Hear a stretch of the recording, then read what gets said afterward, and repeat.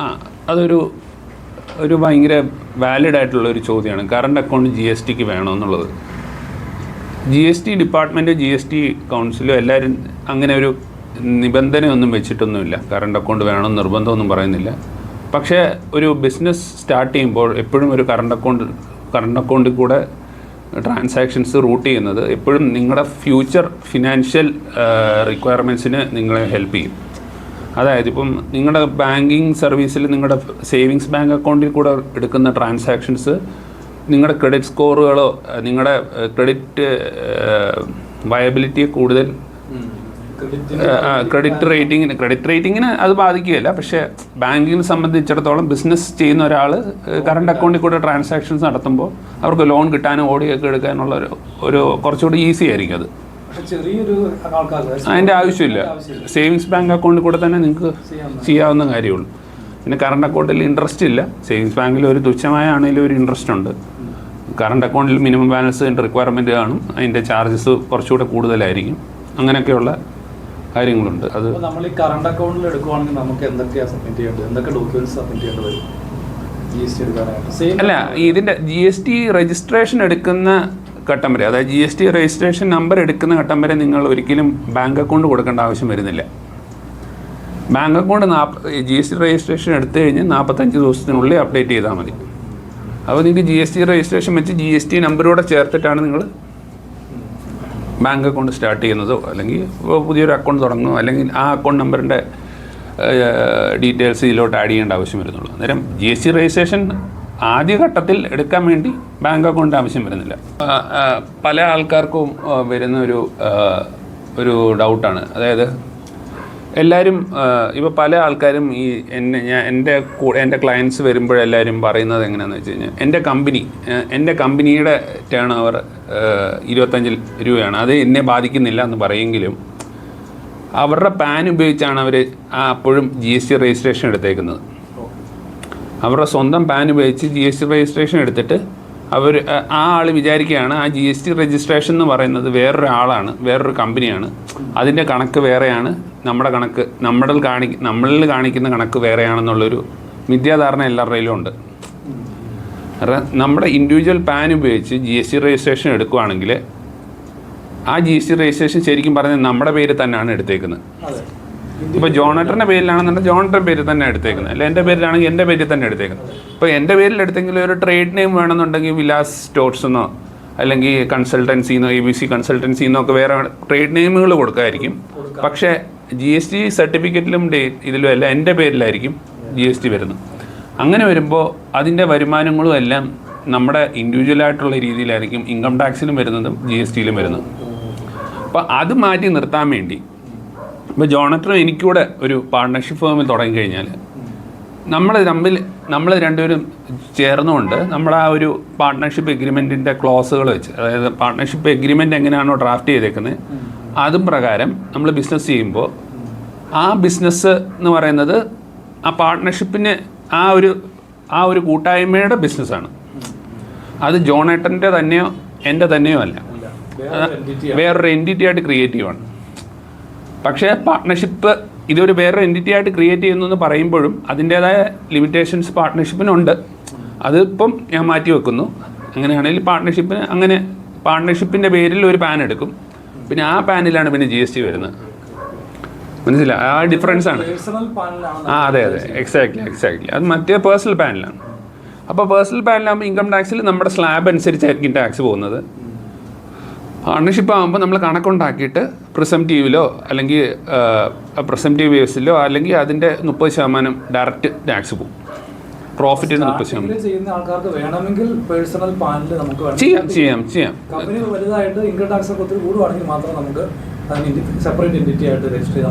അതും ഒരു കാര്യമുണ്ട്. അതായത് നമ്മളെല്ലായ്പ്പോഴും കമ്പനി സ്റ്റാർട്ട് ചെയ്യുമ്പോഴും ഒരു ബിസിനസ് സ്റ്റാർട്ട് ചെയ്യുമ്പോഴും ചെറിയ തോതിൽ ഫ്രീലാൻസ് വർക്കുകളൊക്കെ ആണെങ്കിലേ ഞാൻ പറയുള്ളൂ ഒരു എൻറ്റിറ്റി ആയിട്ട് രജിസ്റ്റർ ചെയ്യാതെ പറയാൻ പറ്റുള്ളൂ. ഇപ്പം ഞാൻ ഫേം ഇടുന്നതിന് മുന്നേ ഞാൻ പഠിച്ചുകൊണ്ടിരുന്ന കാലത്ത് പല ആൾക്കാരുടെ IT റിട്ടേണുകളും കംപ്ലയൻസുകളും എല്ലാം നമ്മൾ എടുത്ത് ചെയ്യുമായിരുന്നു. ആ സമയത്തൊന്നും നമുക്ക് നമ്മുടെ ഒരു പോക്കറ്റ് മണിയുടെ ആവശ്യത്തിന് വേണ്ടി ചെയ്യുന്നു എന്നുള്ളതല്ല, അതിൽ കൂടുതലല്ലാതെ വേറെ ഒരു ഉദ്ദേശം നമുക്കില്ല. നമുക്കതിൻ്റെ ആ ഒരു കമ്മിറ്റ്മെൻറ്റും അതേ ഉള്ളൂ. പിന്നെ പക്ഷെ നമ്മൾ കുറച്ചുകൂടെ സീരിയസ് ആയി അതിനെപ്പറ്റി. അങ്ങനെ വന്നപ്പോൾ നമ്മളൊരു ഫേം ഇട്ടു, ഒരു സ്ഥാപനം തുടങ്ങി, അതിന് ആൾക്കാർ അറിഞ്ഞു തുടങ്ങി. അങ്ങനെയുള്ളൊരു സ്ട്രക്ചർ വന്നല്ലോ. അപ്പോൾ ആദ്യമേ നമുക്കൊരു എയിമുണ്ട്. നിങ്ങളൊരു 10 വർഷത്തിനുള്ളിൽ, ഒരു 5 വർഷത്തിനുള്ളിൽ നിങ്ങൾക്കൊരു കമ്പനി തുടങ്ങണം. ഈ കമ്പനിയിൽ ഇത്ര അമൗണ്ട് ഇൻവെസ്റ്റ്മെൻറ്റ് വരണം, നിങ്ങൾക്ക് ഇത്ര അമൗണ്ടിൻ്റെ പ്ലാന്റ് ആൻഡ് മെഷീനറി വരും, അല്ലെങ്കിൽ ഇത്ര അമൗണ്ടിൻ്റെ ഒരു കാർ മേടിക്കണം എന്നൊക്കെയുള്ള ഒരു ദീർഘകാല വിഷൻ ഉണ്ടെങ്കിൽ നിങ്ങൾ തുടക്കത്തിൽ ഒരു പാർട്ട്ണർഷിപ്പ് ഫേം തുടങ്ങുന്നതായിരിക്കും നല്ലത്. കാരണം എന്ന് വെച്ചാൽ ആ പാർട്ട്ണർഷിപ്പ് ഫേമിൻ്റെ പേര് നിങ്ങൾക്ക് ഈ മെഷീനറികളും അസറ്റ്സും ഒക്കെ മേടിക്കാം. അതിൻ്റെ ഗുണമെന്ന് വെച്ച് കഴിഞ്ഞാൽ തുടക്കം തൊട്ടേ അതിൻ്റെ ഡിപ്രീസിയേഷൻ അല്ലെങ്കിൽ GSTയുടെ ഇൻപുട്ടുകൾ ഇങ്ങനെയുള്ള കാര്യങ്ങളൊക്കെ നിങ്ങൾക്ക് പാർട്ട്ണർഷിപ്പ് ഫേം ഉപയോഗിച്ച് നിങ്ങൾക്കത് അവൈൽ ചെയ്യാൻ പറ്റും. പാർട്ട്ണർഷിപ്പ് ഫേമിൻ്റെ കോസ്റ്റ് എന്ന് പറഞ്ഞാൽ എല്ലാം കൂടെ ഡ്രാഫ്റ്റ് ചെയ്തെല്ലാം വരുമ്പോൾ കൂടി പോയൊരു 10,000-നൊക്കെ അകത്തേ വരുള്ളൂ. ഏതെങ്കിലും ഒരു പാർട്ട്ണർഷിപ്പ് ഞാൻ ലീഗൽ എൻറ്റിറ്റീസ് സ്റ്റാർട്ട് ചെയ്യുമ്പോൾ ഞാൻ എപ്പോഴും കറണ്ട് അക്കൗണ്ട് ഇൻസിസ്റ്റ് ചെയ്യും. ഇപ്പോൾ പാർട്ട്ണർഷിപ്പ് ഫേം ആണെങ്കിലും LLP ആണെങ്കിലും പ്രൈവറ്റ് ലിമിറ്റഡ് കമ്പനി ആണെങ്കിലും 1% കമ്പനി ആണെങ്കിലും എല്ലാ കമ്പനി ആണെങ്കിലും കറണ്ട് അക്കൗണ്ട് ഇൻസിസ്റ്റ് ചെയ്യും. കാരണം വെച്ചാൽ നമ്മളൊരു ബിസിനസ് സ്ഥാപനം തുടങ്ങുകയാണ്. അപ്പോൾ നമ്മളൊരു ഫിനാൻഷ്യൽ ഡിസിപ്ലിൻ ഉണ്ടാകാൻ വേണ്ടി നമ്മൾ കറണ്ട് അക്കൗണ്ട് തന്നെ ഉപയോഗിക്കും. ഇപ്പോൾ പേഴ്സണൽ അക്കൗണ്ട് വഴി നമ്മൾ ഈ ട്രാൻസാക്ഷനൊക്കെ വെക്കുമ്പോൾ നമ്മൾ പിന്നെ അവസാനം കണക്കുണ്ടാക്കാൻ നേരത്തും അതിൻ്റേതായ ഒരു ബുദ്ധിമുട്ടുകളും കാര്യങ്ങളും ഒക്കെ ഉണ്ടാവും. നമ്മൾ ഈ GST എല്ലാ മാസവും ഫയൽ ചെയ്തില്ലെങ്കിൽ എന്താ സംഭവിക്കുക? അതും ഒരു വലിയ റിലവൻറ്റ് ക്വസ്റ്റ്യനാണ്. GST ഞാൻ പറഞ്ഞല്ലോ ഒരു വലിയൊരു റെസ്പോൺസിബിലിറ്റിയാണ്. എല്ലാ മാസം 11-ാം തീയതി, എല്ലാ മാസം 20-ാം തീയതി 2 റിട്ടേൺ. ഈ 11-ാം തീയതി ഒരു റിട്ടേൺ, 20-ാം തീയതി വേറെ റിട്ടേൺ. ഈ 11-ാം തീയതി ഫയൽ ചെയ്യുന്ന റിട്ടേൺ എന്ന് പറഞ്ഞാൽ നിങ്ങൾ കഴിഞ്ഞ മാസം നടത്തിയ സെയിലുകളിലെ ഇൻവോയ്സുകൾ മുഴുവൻ GSTN പോർട്ടലുണ്ട്. സെൻട്രൽ ബോർഡ് CBICയുടെ GSTൻ്റെ പോർട്ടലുണ്ട്. GSTN പോർട്ടലിനകത്ത് അപ്ലോഡ് ചെയ്യണം. എല്ലാ ഇൻവോയ്സും അപ്ലോഡ് ചെയ്യണം നമ്മളല്ലേ? ഇൻവോയ്സുകളുടെ ഡേറ്റ, ഫിസിക്കലായിട്ടുള്ള ഇൻവോയ്സുകൾ സ്കാൻ ചെയ്ത് അപ്ലോഡ് ചെയ്യണമെന്നല്ല. അതായത് GST number, date, taxable value, അതായത് GST കാൽക്കുലേറ്റ് ചെയ്യുന്ന വാല്യൂ, എത്ര GST നിങ്ങൾ കളക്ട് ചെയ്തത് എന്നുള്ള ഡീറ്റെയിലുകളെല്ലാം എക്സലിൽ അപ്ലോഡ് ചെയ്യാനുള്ള ഓപ്ഷനുണ്ട്. അത് ഒത്തിരി ട്രാൻസാക്ഷൻസ് ഉണ്ടെങ്കിൽ, കുറേ ട്രാൻസാക്ഷൻസ് 100-150 ഇൻവോയ്സുകളുള്ളവർക്കാണെങ്കിൽ ഓഫ്ലൈൻ മോഡിൽ അപ്ലോഡ് ചെയ്യാനുള്ള ഓപ്ഷനുണ്ട്. അല്ല 10-15 ഉണ്ടെങ്കിൽ നമുക്ക് ഡയറക്റ്റ് എൻ്റർ ചെയ്യാനുള്ള ഓപ്ഷനുണ്ട്. അപ്പം ഇതെല്ലാ മാസം 11-ാം തീയതിക്കുള്ളിൽ കൊടുക്കണം. അല്ല എല്ലാ മാസമല്ല, ഈ ജാനുവരി മാസത്തെ ഫെബ്രുവരി 11-നുള്ളിൽ കൊടുക്കണം. ഫെബ്രുവരിയിൽ മാർച്ച് 11-ന് മുന്നേ കൊടുക്കണം. ഇത് കൊടുത്തില്ല എന്നുണ്ടെങ്കിൽ ഓരോ ദിവസം കൂടുമ്പോൾ നമ്മൾ ഫയൽ ചെയ്യാൻ വൈകും തോറും ഓരോ ദിവസം അതിൻ്റെ ലേറ്റ് ഫീസ് വന്നുകൊണ്ടിരിക്കും. ഏകദേശം 100 രൂപ അടുപ്പിച്ച് ഓരോ ദിവസം ലേറ്റ് ഫീസ് വന്നുകൊണ്ടിരിക്കും. അപ്പം നിങ്ങളിപ്പോൾ ഈ മാസത്തെ ഫയൽ ചെയ്തില്ല, അടുത്ത മാസം വരുവാണെങ്കിൽ ഈ മാസത്തെ അടുത്ത മാസത്തെ ലേറ്റ് ഫീസ് ഒരുമിച്ച് വരും. എപ്പോഴാണോ നിങ്ങൾ ആ കഴിഞ്ഞ മാസത്തെ ഫയൽ ചെയ്യുന്നത് ആ ഡേറ്റാണ് അവർ ലേറ്റ് ഫീസ് കാൽക്കുലേറ്റ് ചെയ്യാനുള്ള അവസാന ദിവസമായിട്ട് കൺസിഡർ ചെയ്യുന്നത്. ഇപ്പോൾ 11-ാം തീയതി ഫയൽ ചെയ്യേണ്ട വരണം, 20-ാം തീയതി ഫയൽ ചെയ്ത് കഴിഞ്ഞാൽ 9 ദിവസത്തെ 9 × 100 അങ്ങനെ. അപ്പോൾ അങ്ങനെയുള്ളൊരു രീതിയിൽ ലേറ്റ് ഫീസ് വരും. എന്നാൽ GST സുതാര്യവൽക്കരിച്ചു എന്ന് പറയാം നമ്മുടെ ഒരു പ്രോസസ്സിന്. കാരണം എന്ന് വെച്ചാൽ പണ്ടെന്ന് പറഞ്ഞു കഴിഞ്ഞാൽ GST മാത്രമേ ആയിരുന്നില്ല,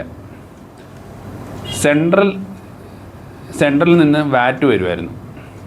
ഓരോ സ്റ്റേറ്റിന് സെൻട്രലിൽ നിന്ന് സെൻട്രൽ സെയിൽസ് ടാക്സ് വരുമായിരുന്നു. ഓരോ സ്റ്റേറ്റിന് തനിയെ വാറ്റ് ആക്റ്റുകളുണ്ടായിരുന്നു, വാല്യൂ ആഡഡ് ടാക്സിൻ്റെ ആക്റ്റുകളുണ്ടായിരുന്നു. അതുകൂടാതെ ഓരോ പ്രാവശ്യം ഓരോ സ്റ്റേറ്റിൽ എൻട്രി ചെയ്യാൻ നേരത്തെ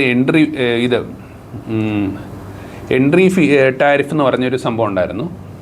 അതുപോലെ ഓരോ സ്റ്റേറ്റിലും അവരുടേതായിട്ടുള്ള ലക്ഷറി ടാക്സുകളും ബാക്കിയുള്ള തീരുവകളും വേറെ ഉണ്ടായിരുന്നു.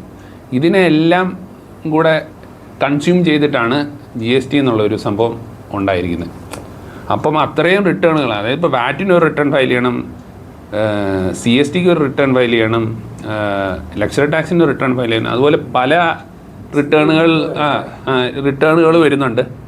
ഇതിൻ്റെ ടാക്സ് ബേർഡൻ എല്ലാം അവസാനം ഗുഡ്സ് മേടിക്കുന്ന ആളുടെ തലയിലുമായിരുന്നു വന്നുകൊണ്ടിരുന്നത്. അപ്പോൾ അതിനൊക്കെ ഒരു മാറ്റം വരുത്താനും, അപ്പോൾ ഇതൊരു ഗവൺമെൻറ്റിൻ്റെ ഒരു വിഷൻ അനുസരിച്ച് ഒരു 26-28% ഉള്ള ഒരു ഗുഡ്സിൻ്റെ അപ്പോൾ ക്യുമുലേറ്റീവായിട്ട് 28% വരെ ടാക്സ് വരുന്ന ഒരു പ്രൊഡക്റ്റിൻ്റെ ടാക്സ് നേരെ 5%, 12%, 18% കുറയ്ക്കാൻ കഴിയും എന്നുള്ളൊരു ഉദ്ദേശത്തിലാണ് അവർ GST എന്നുള്ളൊരു കോംപ്രിഹെൻസീവായിട്ട് ഫുള്ളും കവർ ചെയ്യുന്നുള്ളൊരു GST സംവിധാനം കൊണ്ടുവന്നത്. അപ്പം അത് എത്രത്തോളം വിജയിച്ചു എന്ന് പറയാൻ നമുക്ക് സാധിക്കില്ല. കാരണം അത് അവർ പറഞ്ഞതനുസരിച്ച് അങ്ങനെ കറക്റ്റായിട്ട് ചെയ്തിരുന്നെങ്കിൽ നമ്മുടെ ഈ വിൽക്കുന്ന പ്രൊഡക്റ്റുകളുടെ പ്രൈസുകൾ കുറയേണ്ടതായിരുന്നു. പക്ഷെ ഒരു കാലത്തും അത് ഉണ്ടായിട്ടില്ല എന്നുള്ളതാണ് ഒരു വാസ്തവം. അതിൽ സപ്ലയർമാർക്കും ഈ വിൽക്കുന്ന ആൾക്കാർക്കും പങ്കുണ്ട്. ടാക്സ് കുറഞ്ഞിട്ടും പ്രൊഡക്റ്റിൻ്റെ വില കുറയ്ക്കാതിരുന്നതും ഈ GSTയുടെ ആ ഒരു എഫക്റ്റീവ്നെസ്സിനെ കുറച്ചിട്ടുണ്ട് ഒരു പരിധി വരെ. റേറ്റ്സ് ഇപ്പോഴും കുറച്ചിട്ടില്ല, എപ്പോഴും പഴയ റേറ്റ്സ്, അത് മേലെയാണ് ആൾക്കാർ ചാർജ് ചെയ്യുന്നത്. അതെ അത് പഴയ റേറ്റ്സ്, അതിൻ്റെ മുകളിൽ GST ആണ് ഇപ്പോൾ എല്ലാവരും ചാർജ് ചെയ്യുന്നത്. അതിന് ഗവൺമെൻറ് തലത്തിലും ഡിപ്പാർട്ട്മെൻറ്റ് തലത്തിലും റെയ്ഡുകളും കാര്യങ്ങളും ഒക്കെ നടത്തുന്നുണ്ടെങ്കിലും പലപ്പോഴും അത് ഫുള്ളി എഫക്റ്റീവ് ആവണമെന്നൊന്നും ഇല്ല.